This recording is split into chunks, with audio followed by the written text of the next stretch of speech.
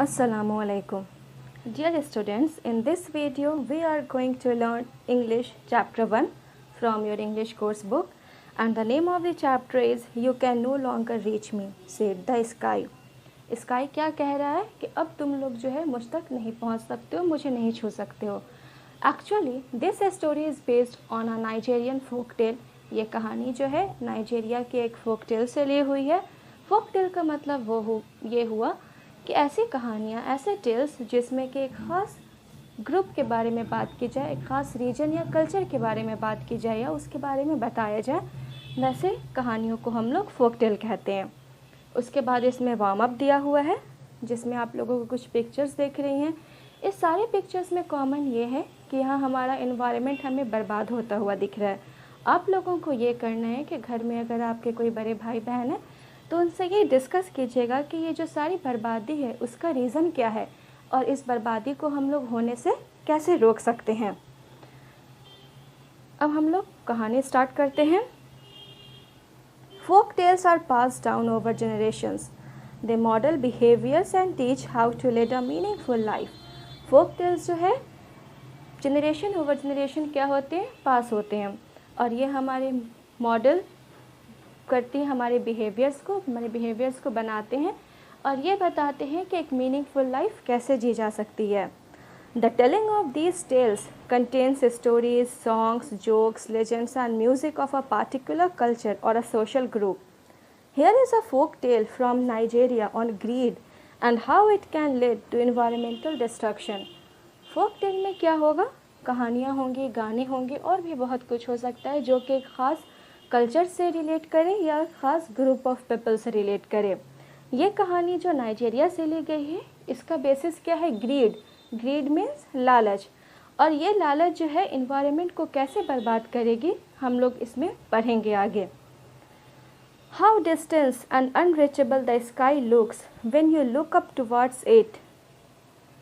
क्या कह रहा है? कितना दूर दिखता है ये आसमान हम लोगों को, और अनरीचेबल मीन्स हम लोग क्या आसमान को तो नहीं छू सकते, नहीं पहुंच सकते हैं उस तक. तो अनरीचेबल मीन्स वो चीज़ जो हमारी पहुंच से दूर हो. But it was not always so. लेकिन हमेशा से ये आसमान जो है ऐसा नहीं था.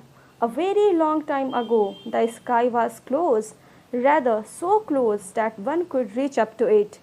Here is how it became distant.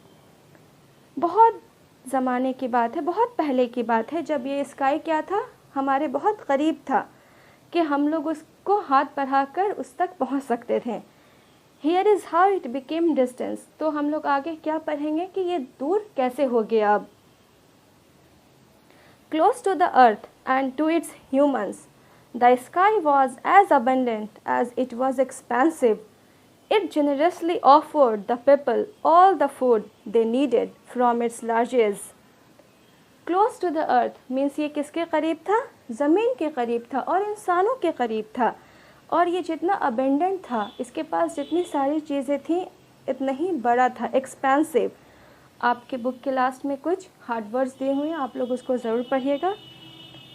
It generously offered the people means ये दिल खोल के लोगों को क्या करता था? ऑफ़र करता था खाना. फ्रॉम इट्स लार्जेस मीन्स इसके पास जितना कुछ था, जो भी कुछ था, वो अपने लोगों को दिल खोल कर देता था, कभी उसमें कमी नहीं करता था. I will feed you like a doting mother and shall continue to do so for generations. और ये अपने लोगों से क्या कहता था कि हम तुमको हमेशा खिलाएंगे जैसे कि एक डोटिंग मदर खिलाती है. डोटिंग मीन्स क्या होता है? Showing a lot of love for somebody, often ignoring their faults means किसी के खामियों को नज़रअंदाज करते हुए उससे बेइंतहा पसंद करना. जैसे कि हमारी वालदैन हमसे करते हैं कि हम कोई भी गलती करते हैं फिर भी वो हमको माफ़ कर देते हैं. तो ये आसमान भी बिल्कुल वैसे ही कह रहा था कि तुम में कितनी भी कमी हो, हम तुमको हमेशा खिलाएंगे. Take whatever you need from me, said the sky. और क्या कहता है कि जहाँ से तुमको खाना चाहिए वहाँ से तुम ले सकते हो मुझ में से. As it regarded the tiny earthlings kindly, then it reach down towards them till it was only an arm's length away. और फिर ये इनके बहुत करीब आ जाता था कि वो इनसे बस एक हाथ की दूरी पे हुआ करता था. Delighted people reached into it pulling out of it all the food they needed to overcome hunger or a craving for fancy dishes. यहाँ पे आप लोग पिक्चर में देख रहे हैं कि आसमान कितना नीचे है कि लोग हाथ बढ़ा के उसमें से क्या कर रहे हैं, अपना खाना ले रहे हैं. Delighted means बहुत खुश. Delighted people reach into it. People क्या होते थे, बहुत खुश होते थे इस बात से और वहाँ तक बहुत आराम से पहुँच जाते थे. Pulling out of it all the food they needed to overcome hunger. और उनको भूख मिटाने के लिए जितने खाने की ज़रूरत होती थी वो उसमें से लेते थे. और a craving for fancy dishes, या बहुत अच्छा खाना खाने की चाहत हो तो वो उसको भी पूरा कर लेते थे. Nothing pleased the sky more than to offer all that the people needed or desired at all times of the day.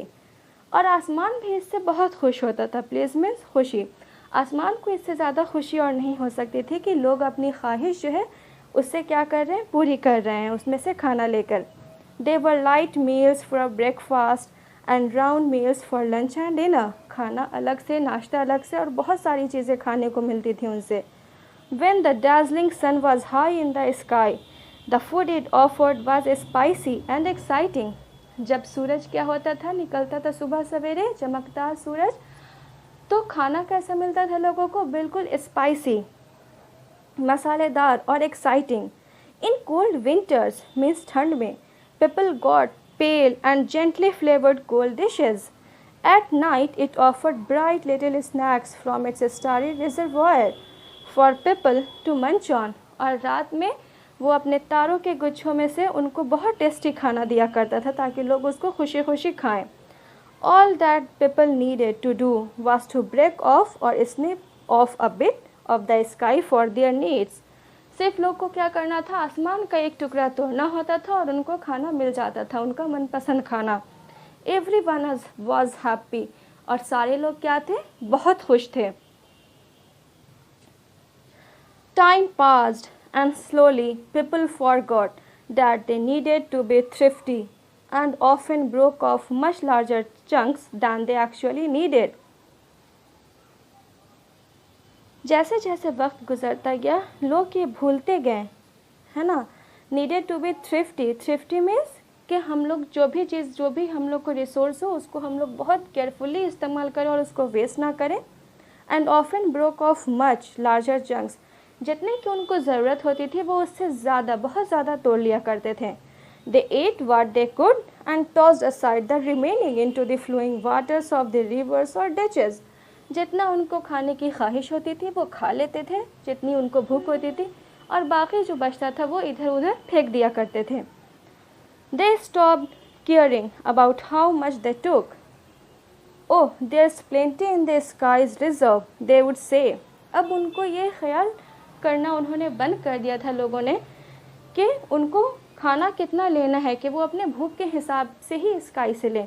वो सिर्फ ये सोचते थे, ओह स्काई के पास तो बहुत है, हम चाहे जितना भी ले सकते हैं. Thus began the thoughtless game of greed and waste. अब यहाँ से क्या शुरू हुआ, thoughtless मीन्स बिना सोचे समझे लोग क्या करते थे, खाने को वेस्ट करते थे. और लालच की कहानी अब यहाँ से स्टार्ट हुई, लोग लालची होते गए. Still the sky gave generously and the people grabbed pieces of the sky greedily. लेकिन फिर भी आसमान क्या कर रहा था, अभी भी लोगों को खाना दे रहा था और लोग उसको बहुत ही ज़्यादा वेस्ट करते हुए, मीन्स लालच से भरी हुई निगाह से जितना चाहे मन करता था तोड़ लेते थे, कुछ खाते थे और बाकी सारा फेंक देते थे, वेस्ट कर देते थे. But not for long. लेकिन ये कहानी ज़्यादा दिन तक नहीं चली. Just as a mother who at times loses her patience with her children, the sky became furious at such indulgence and waste. जैसे एक माँ हमारी गलतियों पे कभी कदार गुस्सा हो जाती है, वैसे ही आसमान को क्या हुआ, अब गुस्सा आया और वो बहुत गुस्से में आ गई इतनी बर्बादी को देख के. Its face darkened with grey clouds and it spoke amidst the crack of lightning and thunder. वो कैस कलर का हो गया, स्मोक, ग्रे कलर का बादल से वो घिर गया और बिजली चमकी, थंडर हुआ. I have given you all that I have but you have slighted me by wasting the precious food that I offered. मेरे पास जो कुछ भी था मैंने वो सब कुछ दिया, लेकिन तुमने क्या किया, लोगों को वो क्या कह रहा है, लेकिन तुम लोगों ने क्या किया, इतने कीमती खाने को सिर्फ और सिर्फ वेस्ट किया। Look, the sign of your carelessness and greed lie everywhere. क्या कहता है आसमान? देखो तुम्हारे केयरलेसनेस का मीन्स तुम जो इतना ज़्यादा केयरलेस होके खाने को वेस्ट कर रहे थे उसका निशान हर जगह है। कैसे? हर जगह पे खाना बर्बाद होता हुआ दिख रहा था।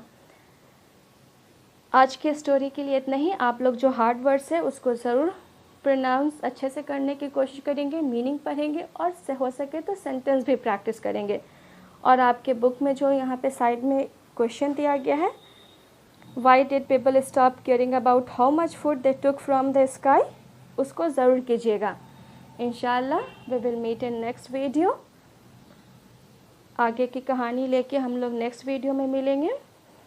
अल्लाह हाफिज़।